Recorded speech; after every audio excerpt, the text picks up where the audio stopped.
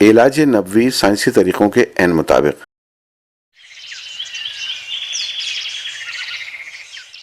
کارخانہ قدرت میں کوئی شے بیکار نہیں۔ ایک ننھے سے کیڑے جونک کی مثالی دیکھ لیجئے۔ میٹھے پانی میں پایا جانے والا یہ جاندار بے شمار بیماریوں کا علاج ہے۔ جونک بے ضرر طریقے سے خون چوسنے کی صلاحیت رکھتی ہے۔ اس کی مدد سے انسانی جسم میں موجود فاسد خون کو باہر نکالا جاتا ہے۔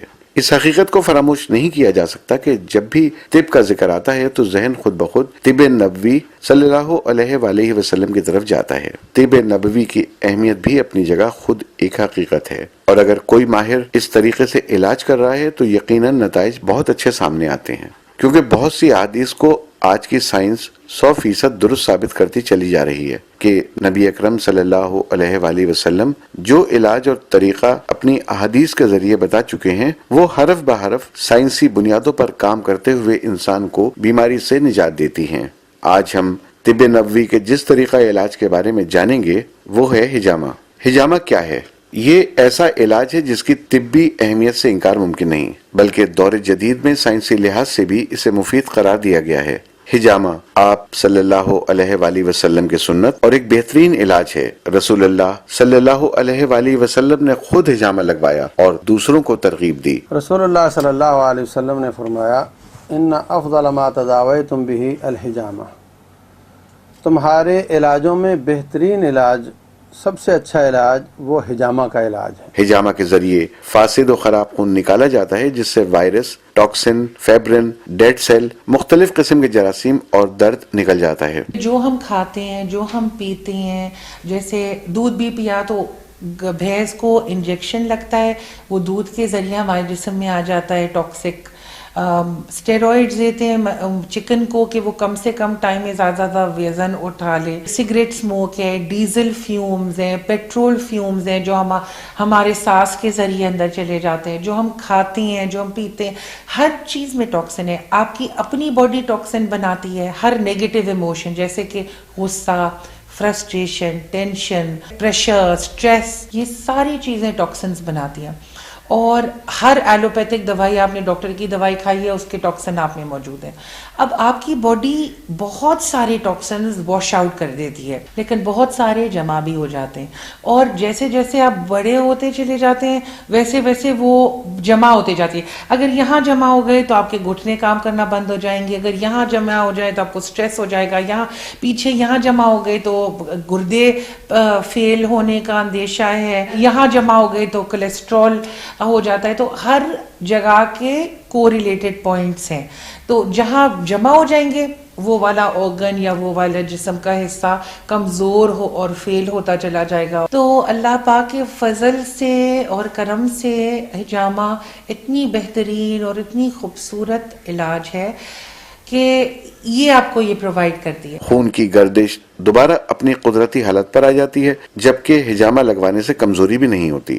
طبی طور پر ہمارے خون میں ٹوٹ پھوٹ ہوتی رہتی ہے، خون کے خلیات، سیلز چند دنوں میں مردہ ہو جاتے ہیں، جسم میں گردش کرتے رہتے ہیں۔ اگر جگر اور گردے صحیح کام کر رہے ہوں تو وہ اس کو جسم سے باہر نکال دیتے ہیں، اور اگر فاسد خون حجامہ کے ذریعے نکال دیا جائے تو جگر اور گردے پر اضافی بوجھ کم ہو جاتا ہے اور جسم میں نیا اور تازہ خون پیدا ہوتا ہے، جس کے ذریعے انسان بہت سی بیماریوں سے محفوظ رہتا ہے۔ سارے جسم میں خون ایک وہ چیز ہے جو ہر جگہ جاتا ہے اور وہاں سے مردہ سیل اٹھاتا اور وہاں آکسیجن کی زندگی پہنچا کر کے لاتا ہے، گردے میں اس کو صاف کر کے کچرا ڈرین کر دیتا ہے۔ اس طریقے سے یہ گھوم گھوم کر پورے جسم کی صحت اور صفائی کا کام کر رہا ہوتا ہے۔ جس طرح کسی شہر میں وہاں کی بلدیہ والے کچرا اٹھانا بند کر دیں تو تعفن سے جو بیماریاں پیدا ہوں گی وہاں پر، ایسے ہی اگر جسم کے دور دراز کے کسی علاقے میں اور خاص طور پہ چمڑے کے اندر جو باریک باریک وینز ہوتی ہیں، وہاں پر اگر خون کا دوران ختم ہو جائے یا کم ہو جائے، وہاں سے نہ مردہ سیل اٹھائے جاتے ہیں، نہ وہاں آکسیجن پہنچائی جاتی ہے، جس سے وہاں بیماریاں پیدا ہوتی ہیں، اور وہاں جو چھوٹے چھوٹے مسلز ہیں، پٹھے ہیں، ان کو آکسیجن کی خوراک نہیں ملتی تو مختلف قسم کی دردوں کا سبب بنتے ہیں۔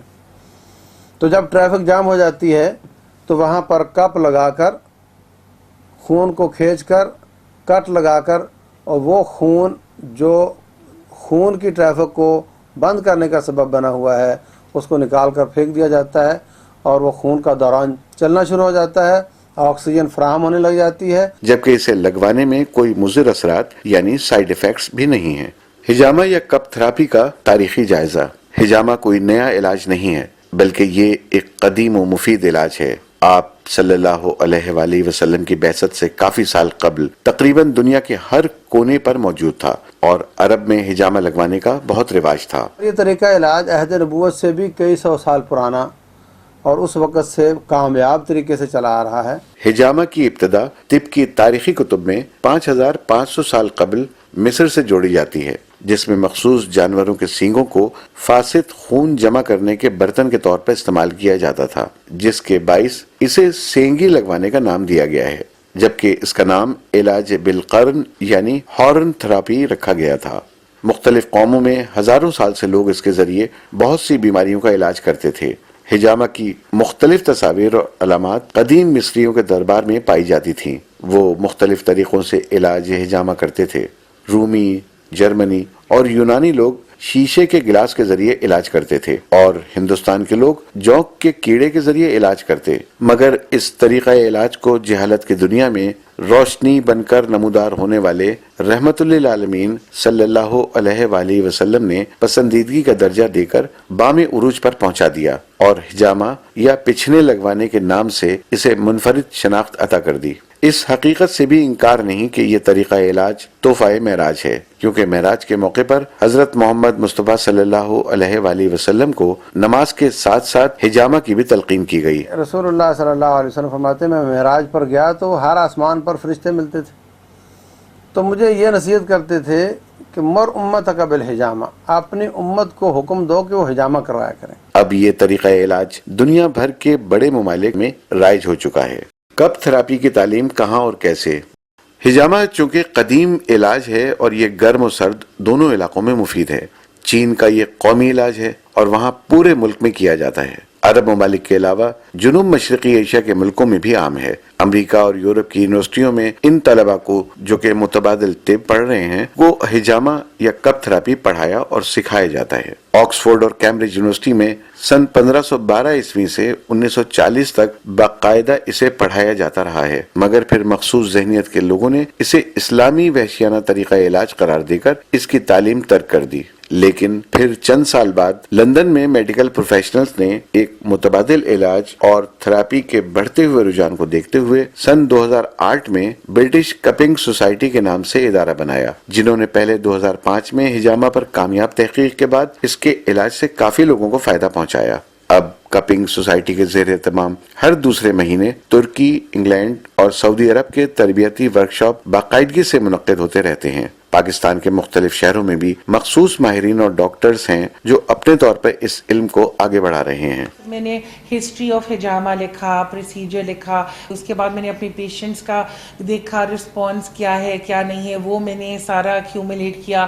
ساری الگ الگ سائٹوں میں تھوڑی الگ الگ حدیثیں تھیں، وہ میں نے ساری کمپائل کی اور بک میں نے لکھی۔ رسول اللہ صلی اللہ علیہ وسلم نے فرمایا ان کان الشفاء ففی ثلاث، اگر شفا ہے تو تین چیزوں میں ہے، ایک شرطۃ محجم و شربۃ عسل والکی، شہد پینا، شہد استعمال کرنا، نمبر 2 ہجامہ لگانا، نمبر 3 لوہا گرم کر کے زخم کو مندمل کرنے کی کوشش کرنا۔ لیکن میں اپنی امت کو لوہا گرم کر کے لگانے سے منع کرتا ہوں۔ اس کا حکم ناپسندیدہ اور مکروہ کا ہے، مجبوری ہو تو کیا بھی جا سکتا ہے، روٹین میں لوہا گرم کر کے جسم کو نہیں لگانا چاہیے۔ آج کل جب آپریٹ کرتے ہیں تو کاویے کے ساتھ، الیکٹرک کاویے کے ساتھ ساتھ زخم کو گرم بھی کیا جا رہا ہوتا ہے تاکہ خون زیادہ نہ نکلے، یعنی یہ گرم لوہا کر کے لگانے کا طریقہ آج بھی چل رہا ہے۔ تو 2 طریقے، ایک شہد کھانا اور ایک ہجامہ، یہ بہترین علاج ہے رسول اللہ صلی اللہ علیہ وسلم کے فرمان کے مطابق۔ جناب رسول اللہ صلی اللہ علیہ وسلم اس بات کا اظہار فرما رہے ہیں کہ امت اس نقطے کو سمجھے کہ اگر علاج پہ جانا ہے، تم کسی طریقہ علاج پہ جاتے ہو، ٹریٹمنٹ موڈیلٹی پہ جاتے ہو، تو ہجامہ اختیار کرو۔ کپ تھراپی کیوں کی جائے؟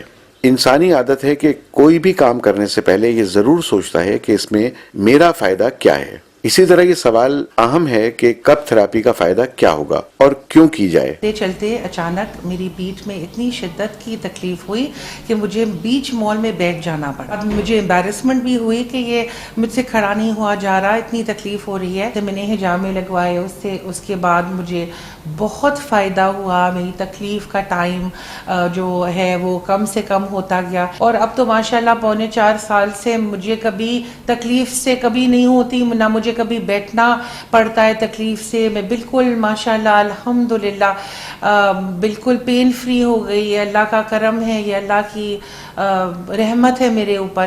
یقین جانیں اس کے اندر جو سکسیس ریٹ ہے وہ 80 to 90% ہے.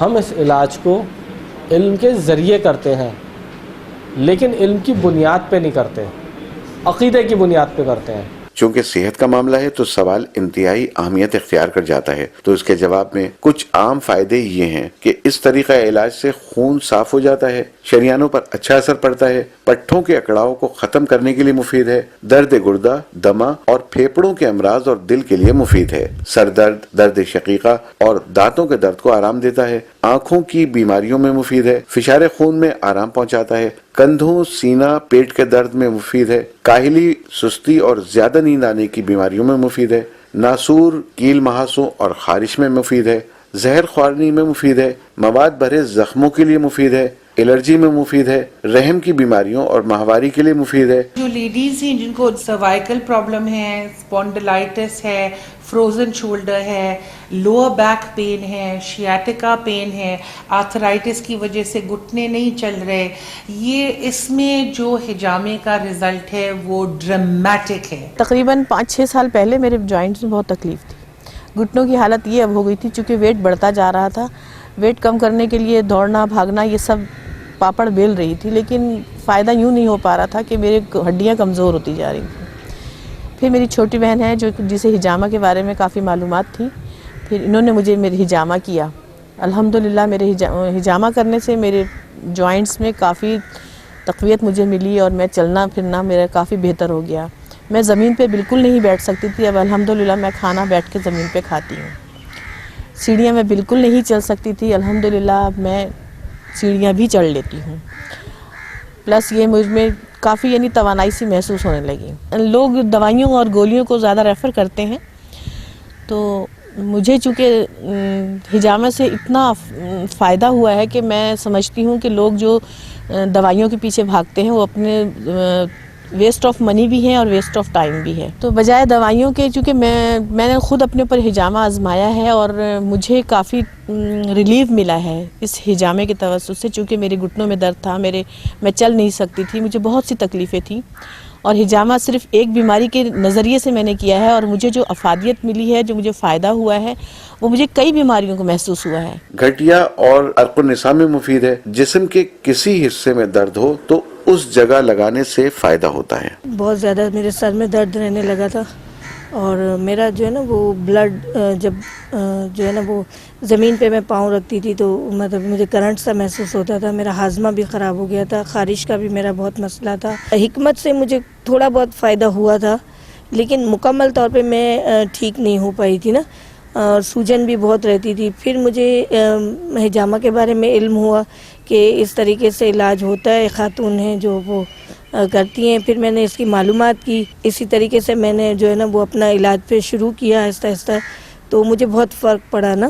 تو پھر میری دلچسپی بڑھی کہ جب میں نا امید ہو گئی تھی اور اللہ تعالیٰ نے اس سنت طریقہ علاج سے مجھے شفا دیے. صحتیاب لوگ بھی کرا سکتے ہیں کیونکہ یہ سنت ہے اور اس میں بیماریوں سے بچاؤ ہے. ماہرین کے تجربے کے مطابق جن امراض میں لوگوں کو شفا حاصل ہوئی ان میں قابل ذکر خاص طور پر درد سر, ٹینشن کی وجہ سے درد سر, ڈپریشن, درد شقیقہ, کندھوں کا درد, گردوں کا درد, بلڈ پریشر, سر چکرانا, کان میں آوازیں آنا, کمر کا درد, عرق النساء, ایڑی کا درد, ٹانگوں کا درد, نفسیاتی امراض, جادو, سحر, برس, एलर्जी वगैरह जैसे अमराज शामिल हैं। 4 पॉइंट अगर आप कोलेस्ट्रॉल के लगाएंगे 3 महीने तक 4 महीने तक, पहले आप अपना लिपिड प्रोफाइल करा के देख लें, 3-4 महीने 3 या 4 सिटिंग कराने के बाद देखें तो वो ड्रास्टिकली फॉल हो जाएगा। कब थेरापी या हिजामा से मुतालिक अहादीस मुबारका। एक रिवायत में है कि हुजूर अक़दस सल्लल्लाहु अलैहि वसल्लम ने फरमाया, हिजामा करवाना दवाओं से बेहतर है, तुम्हारी दवाओं में सबसे बेहतरीन दवा यानी इलाज हिजामा है। अल बुखारी व मुस्लिम, बुखारी 5696, मुस्लिम 4122।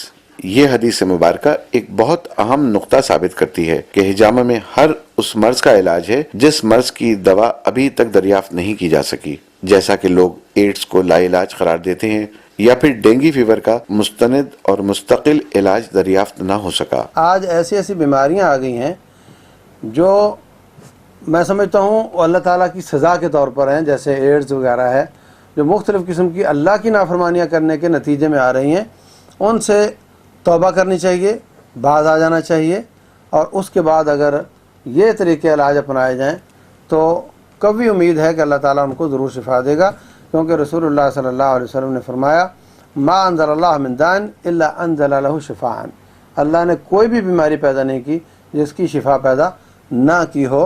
तो एक तरीका इलाज में अगर नाउमीदी है तो दूसरा तरीका इलाज, तीसरा तरीका इलाज, और उनमें सबसे बेहतरीन नबी सल्लल्लाहु अलैहि वसल्लम की ज़बानी कि वो हिजामा है। उसामा बिन शरीक रज़ियल्लाहु ताला अन्हु रिवायत करते हैं कि रसूल सल्लल्लाहु अलैहि वसल्लम ने फरमाया, ए अल्लाह के बंदो, अपनी बीमारियों का इलाज कराओ, क्योंकि अल्लाह ताला ने कोई मरज ऐसा पैदा नहीं किया जिसका इलाज ना हो। सिर्फ एक मरज ऐसा पैदा किया है जिसका इलाज नहीं है, सिर्फ एक मरज, यानी मरजुल मौत। अल तिरमिज़ी 2038, अबू दाऊद 3857। कब थेरापी के तरीके व इक़साम।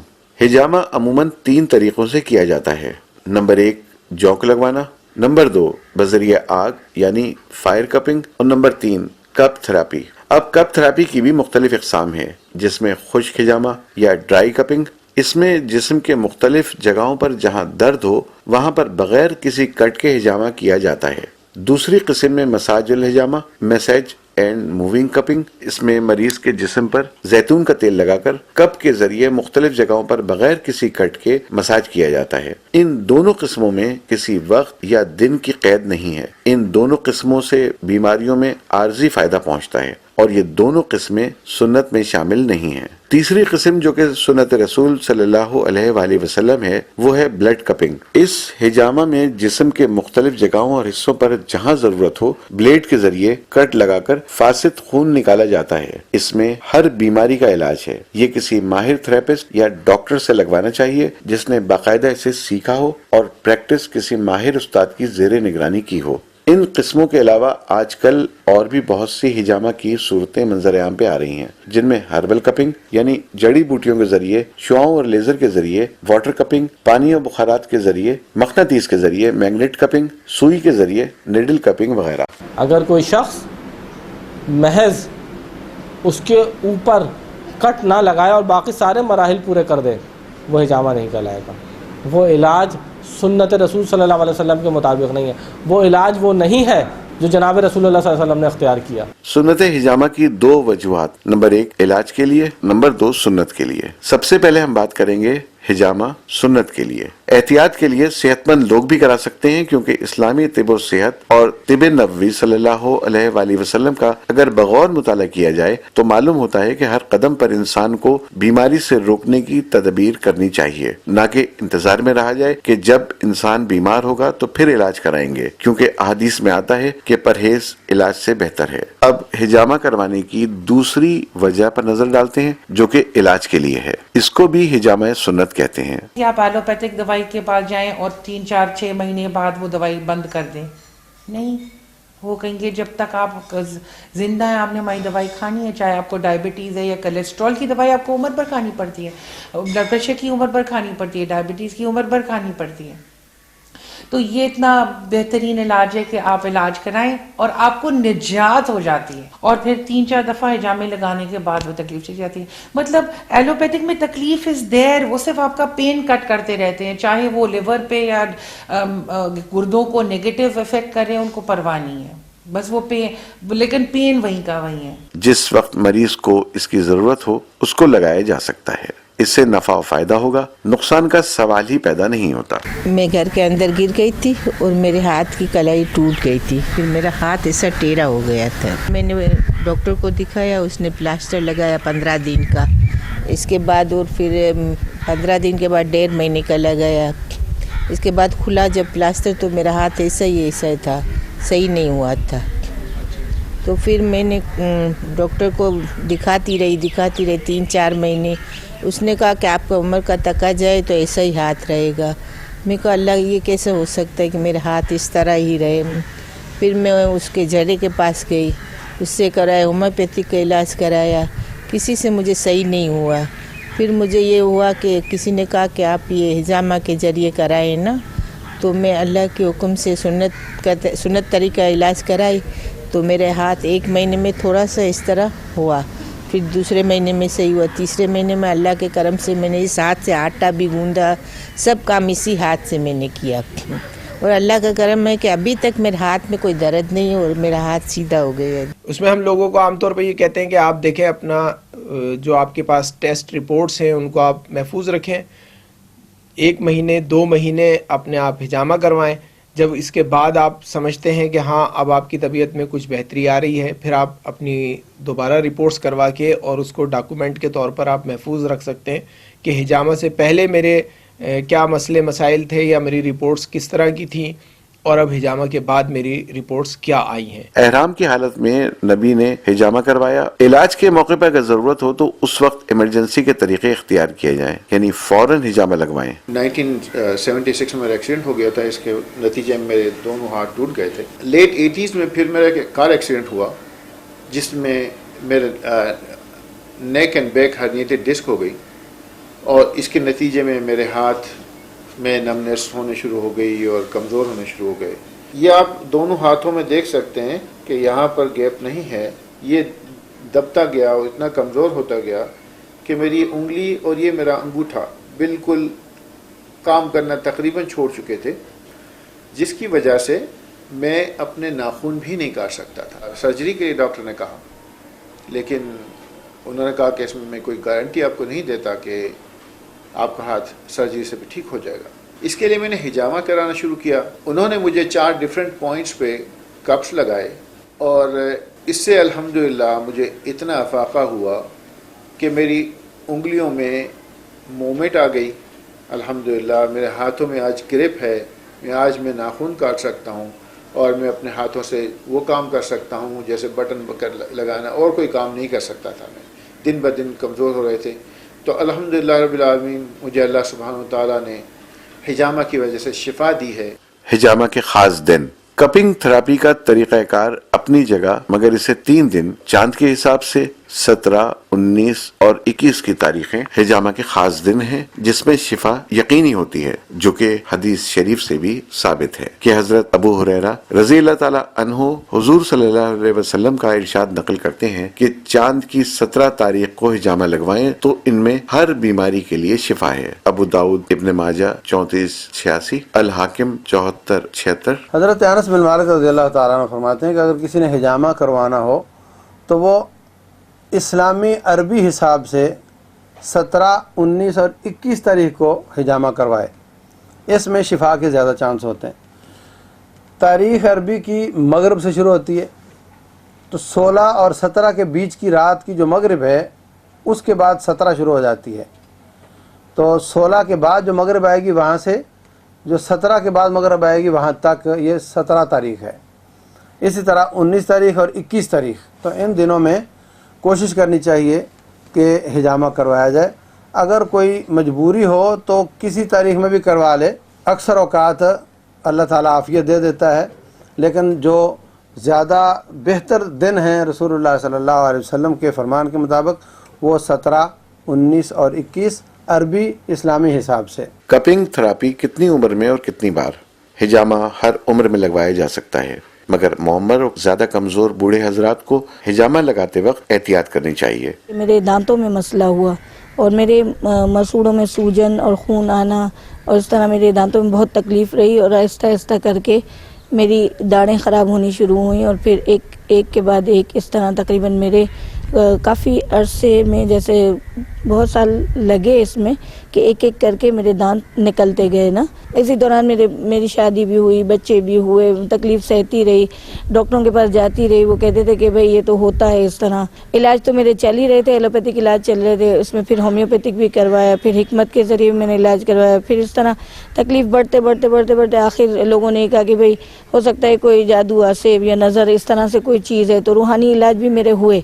फिर इसके बाद जो है ना वो मुझे हिजामा के ज़रिए इलाज के बारे में पता चला और फिर मुझे इत्मीनान ये हुआ कि ये सुन्नत तरीका इलाज है। तो इत्मीनान तो हुआ, लेकिन फिर भी मुझे इस प्रोसेस से ज़रा डर लग रहा था कि मैं इसको कैसे करवाऊंगी। लेकिन मैंने मेरे दिल में एक ईमान की कैफियत जागी और मैंने कहा कि नहीं, मुझे सुन्नत रसूल है तो मैं कर लूँ। इतना कुछ किया है तो कुछ फ़र्क नहीं पड़ा है, तो मैं इंशाल्लाह कोशिश करूँगी और बर्दाश्त करूँगी अगर तकलीफ़ होगी तो। और मैंने उस चीज़ को किया। मुझे बुखार चढ़ा, 3 दिन मेरी बहुत तबीयत ख़राब रही, लेकिन ये कि मैंने इस इलाज से फिर मतलब उसको छोड़ा नहीं। और 3 दिन बाद मुझे इतना सुकून मिला कि जैसे कोई भारी बोझ मेरे सर से हट गया हो। सेहतमंद जिस्म वाले हजरात को हिजामा लगवाना चाहिए, क्योंकि खून निकलवाने वाला इंसान हमेशा तंदुरुस्त रहता है और हर बीमारी से महफूज रहता है। मैंने 94 ईयर ओल्ड एक आदमी का किया, 94 साल, और वो अभी भी हयात हैं अल्हम्दुलिल्लाह, एंड इज़ फाइन।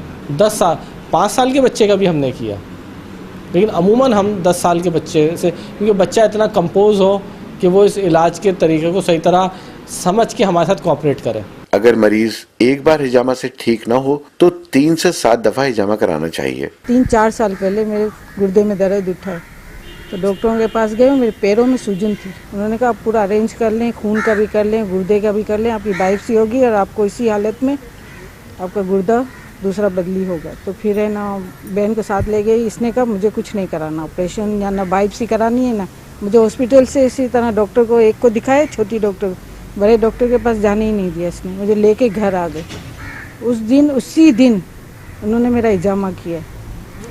21 पॉइंट मुझे लगाए इन्होंने दिन में, वक्फे से खिलाती थी, फिर सुला दें, फिर हिजामा करें, 8-10 पॉइंट लगाए, फिर 8-10 पॉइंट लगाए। इस तरह मैं पूरा दिन इनके पास रही, दिन और रात दोनों। इसके बाद 3 महीने मुसलसल मैंने इसी तरह कराए। इसके बाद मैंने टेस्ट सारे दोबारा करवाए, तो मेरी रिपोर्टें साफ आई सब 3 महीने में। अब मेरी तबीयत भी सही है, मेरा बीपी भी हाई रहता था, वो भी कम हो गया, सही हो गया। 2009 के अंदर इत्तेफाक से मुझे कैंसर डायग्नोज किया डॉक्टर्स ने। जब मेरा सिटी स्कैन हुआ तो पता चला कि कैंसर है, उसका ऑपरेशन करना पड़ेगा। फिर ऑपरेशन किया गया तो तकरीबन कोई 16 के करीब मेरे जो हैं वो स्टमक से ट्यूमर्स निकले, और उसकी वजह से मेरा पूरा जो स्टमक था वो भी तकरीबन जो है वो ख़राब हो चुका था। तो उसकी वजह से तकरीबन 75% मेरा मैदा जो है वो डॉक्टर्स को निकालना पड़ गया। तो उसके बाद जो है ज़ाहिर सी बात है प्रॉब्लम्स मसाइल काफ़ी शुरू हो गए थे, तबीयत ज़ाहिर सी बात है स्टमक निकलने की वजह से। फिर उसी दौरान तकरीबन जो है वो हमारे जानने वाले साहब ने जो है मुझे बताया कि भाई इस बीमारी के साथ साथ आप बेशक आप दवाएँ लेते रहें जो भी आपके डॉक्टर्स दे रहे हैं, लेकिन अगर साथ में आप हजामा करवा के देख लें, क्योंकि सुन्नत का एक तरीका इलाज है। और कैंसर के काफ़ी सारे जो पेशेंट्स हैं वो इससे मतलब रिकवर भी हुए हैं और बहुत बेहतरी भी उनको है। बल्कि जिन साहब ने मुझे इत्तेफाक से मशवरा दिया था उनको गर्दन का ही कुछ प्रॉब्लम था, कैंसर हुआ था, और अल्हम्दुलिल्लाह वो भी फिर बिल्कुल ठीक थे जिस टाइम पे वो मुझे लेके गए हजामा करवाने के लिए। तो ऑपरेशन के फ़ौरन बाद तकरीबन 1.5 महीने बाद ही मैंने जो है वो हजामा करवाना शुरू कर दिया था। और फिर अल्लाह का शुक्र है कि उसकी वजह से ना तो मुझे फ़ौरी तौर पे किसी किस्म की कोई परेशानी का सामना हुआ, यानी कि एक चीज़ होती है कि हजामे की वजह से कोई तकलीफ़ होती या परेशानी होती मुझे, या कमज़ोरी की वजह से कि मेरा मैदा नहीं था। शायद डॉक्टर्स भी परेशान थे कि कर सकेंगे नहीं कर सकेंगे जो कर रहे थे, लेकिन ये कि अल्लाह का शुक्र है उस तमाम तर कंडीशन के बावजूद भी हजामा कराया तो किसी भी किस्म की कोई परेशानी का सामना नहीं हुआ। बल्कि अल्लाह का शुक्र ही है कि उसके बाद जो है एक मुस्तकिल जो है वो मेरी तबीयत में किसी न किसी सेंस में बेहतरी रही है। नहीं कि ट्यूमर आज भी मेरे जिस्म के अंदर एक आध मौजूद है और दवा भी मैं उसके लिए लेता भी हूँ और कभी नहीं भी लेता, लेकिन उससे इतना ज़्यादा कोई प्रॉब्लम नहीं पड़ता। लेकिन ये है कि उसके बाद मुसलसल मैंने हर महीने का जो है वो अपना हजामा वो मैंने जारी रखा, और जिसका नतीजा ये है कि अल्लाह का शुक्र है मैं आज मतलब बिल्कुल ठीक नहीं, लेकिन तकरीबन अल्लाह का शुक्र है कि अपनी तमाम तर एक्टिविटीज़ को जारी रख सकता हूँ और करता भी रहता हूँ, और उसमें मुझे किसी किस्म की परेशानी का सामना नहीं होता। तो यानी कि हजामे का एक तरीका तो ये भी था कि सुन्नत का एक इलाज है, मतलब बहुत सारे लोग सिर्फ सुन्नत के हवाले से भी इसको कबूल करते हैं कि सुन्नत है और हम एक सुन्नत को पूरी कर लेते हैं। और दूसरा ये कि वो इलाज के सेंस में भी अल्लाह ताला के नबी की हदीस भी है अल्लाह के रसूल सल्लल्लाहु अलैहि वसल्लम की, तो उस सेंस के अंदर भी बहुत सारे लोग उस चीज़ को कबूल करते हैं। शिफा अल्लाह की तरफ से है, किस वक्त मिलनी है, हो सकता है आज ही अभी मिल जाए, ہو سکتا ہے کل آپ کو فائدے ہوں اور ہو سکتا ہے کہ دوسری دفعہ میں آپ جب ہجامہ کروائیں اس وقت میں آپ کو فائدے ہوں. 15 دن یا مہینے کے وقفے سے ڈاکٹر کے تجربے کے مطابق ہجامہ کروایا جائے. کپنگ تھراپی کے لیے ضروری اشیاء. ہر طریقہ علاج کے لیے ہجامہ یا کپنگ تھراپی کے بھی کچھ مخصوص لوازمات ہوتے ہیں، جن میں دستانے جو صرف ایک مرتبہ استعمال کیے جاتے ہیں، ویکیوم پمپ، ٹشو پیپر، نیا ریزر بلیڈ، گلاس یا کپ جو کہ ہجامہ کی جگہ پر فاسد خون جمع کرنے کے لیے لگایا جاتا ہے. احتیاطی تدابیر. ہجامہ سے پہلے جن چیزوں کا خیال رکھیں. ہجامہ کروانے سے پہلے اپنی تمام بیماریوں کے بارے میں تھراپسٹ کو آگاہ کریں تاکہ وہ ان چیزوں کو مد نظر رکھتے ہوئے آپ کا علاج کرے. خاص طور پر شوگر، کینسر، ہیموفیلیا، دل و جگر کے امراض والے مریض اور گردوں کی مختلف تکالیف کے لیے مفید ہے. خون کا عطیہ دینے والے 3 یا 4 ماہ بعد ہجامہ کروائیں. خون پتلا کرنے والی ادویات استعمال کرنے والے ان ادویات کو روک لیں پھر ہجامہ کروائیں. اور نشہ اور ادویات استعمال کرنے والے حضرات جب تک ان کو چھوڑ نہ دیں ہجامہ نہ کروائیں. ہجامہ لگاتے وقت ضروری ہے کہ مریض خالی پیٹ ہو یا کھانے پینے کے کم سے کم 2 گھنٹے بعد ہجامہ لگوایا جائے. ہجامہ کا طریقہ. اگرچہ ہجامہ کسی ماہر طبیب یا ڈاکٹر سے ہی کرانا چاہیے، مگر معلومات کے لیے ہم طریقہ بھی بتاتے چلیں کہ ہجامہ کرنے والا ہاتھوں پر دستانے چڑھا لے اور مریض کے درد کے مقام کے جلد کو اچھی طرح صاف کر لے. بال ہوں تو انہیں سیفٹی ریزر سے صاف کر دیں، ورنہ کپ بالوں کی وجہ سے جلد پر نہیں چپکے گا. کپ لگا کر پمپ کے ذریعے ہوا کھینچ لی جاتی ہے، جس کی وجہ سے اندرونی دباؤ کے باعث مریض کی جلد ابھر کر سامنے آ جاتی ہے اور جسم کا گندا خون جلد کی سطح پر آ کر جمع ہو جاتا ہے. کپ کو ایسے ہی 3 سے 5 منٹ تک رہنے دیا جاتا ہے. پھر یہ جگہ نرم ہو جاتی ہے.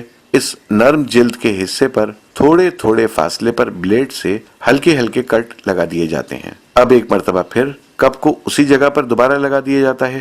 پمپ سے کپ کی ہوا کھینچ لینے سے دباؤ کے باعث کٹ کے اندر سے خون رس رس کر کپ میں جمع ہونا شروع ہو جاتا ہے. کپ کو اسی حالت میں کچھ دیر رہنے دیا جاتا ہے اور گندا خون جمع ہو جانے کے بعد پھر گلاس کو الگ کر دیا جاتا ہے. کچھ لوگ انجیکشن لگوانے سے جیسے ڈرتے ہیں، تو اسی طرح سے وہ ہجامہ سے بھی ان کا ایک خوف ہوتا ہے کہ یہ کٹ لگے گا باڈی کے اندر ہماری، تو اس سے بہت زیادہ تکلیف ہوگی یا نقصان ہوگا یا کٹ صحیح نہیں ہوگا. اس طرح کی چیزیں ہوتی ہیں. جب وہاں پہ ہم کپ لگا کے اور سکنگ کرتے ہیں تو آس پاس کے ایریے کی ساری سرکولیشن جو ہوتی ہے وہ وہاں پہ کھنچ کر ٹاکسنز جمع ہو جاتے ہیں. اور ایک عام مثال ہے اس کی کہ آپ اگر کسی بھی اپنی انگلی کو بھی دبا کے تھوڑی سی دیر رکھیں گے تو جب وہاں کی سرکولیشن رکتی ہے تو وہاں پہ وہ ایک ایسی کیفیت ہو جاتی ہے کہ وہ جیسے سن ہو گیا ہے. تو یہی کیفیت اس میں بھی ہوتی ہے کہ وہ وہاں پہ سرکولیشن رکنے کی وجہ سے اور وہ کھچاؤ آنے کی وجہ سے وہاں پہ تھوڑی سی دیر کے لیے ایسی کیفیت ہو جاتی ہے کہ وہ حصہ تھوڑا سا ایسا ہو جاتا ہے کہ وہاں پہ جب کٹ لگائے جاتے ہیں تو وہ محسوس نہیں ہوتا کہ اس سے کوئی تکلیف ہوئی ہو یا کوئی چیز ایسی ہوئی ہو. اور حقیقت میں بھی اس سے تکلیف نہیں ہوتی، صرف چند سیکنڈ کی ایسی چبھن ہوتی ہے یا ایسا لگتا ہے کہ جیسے کسی نے کسی تیز چیز سے خارش کی ہے یا چیونٹی نے جیسے کاٹا ہے. اس طرح کی معمولی سی تکلیف ہوتی ہے. ہجامہ یا کپنگ تھراپی کراتے وقت کی دعا. ہجامہ کرتے اور کراتے وقت آیت الکرسی پڑھا جاتا ہے. اس کی وجہ یہ بتائی جاتی ہے کہ حضرت علی بن ابی طالب رضی اللہ تعالیٰ عنہ سے روایت ہے کہ رسول اللہ صلی اللہ علیہ وسلم نے ارشاد فرمایا کہ جس شخص نے ہجامہ کراتے وقت آیت الکرسی پڑھی تو اس کو ہجامہ کرانے کا مکمل فائدہ حاصل ہوگا. ابن کثیر. ہجامہ کے بعد کپنگ تھراپی کے بعد کیا کرنا چاہیے؟ یہ سوال بھی اپنی جگہ اہم ہے. اس کے جواب میں رسول اللہ صلی اللہ علیہ وسلم نے فرمایا ہے کہ اپنے مریضوں کا علاج صدقے سے کرو. اس لیے مریض یا کپنگ تھراپی کرانے والا کچھ صدقہ کر دے. شکرانے اور شفا کی نیت سے 2 رکعت نفل پڑھ لیں کہ اللہ تعالیٰ نے ہمیں سنت پر عمل کرنے کی توفیق نصیب فرمائی. ہجامہ والی جگہ پر شہد یا زیتون کا تیل لگائیں. علاج کی ہوئی جگہ پر چند گھنٹے تک صابن اور شیمپو نہ لگائیں اور اپنے جسم کو ایئر کنڈیشن اور ٹھنڈی ہوا سے محفوظ رکھیں. اگر تھکاوٹ یا نیند محسوس ہو تو آرام کرنے کا مشورہ دیا جاتا ہے.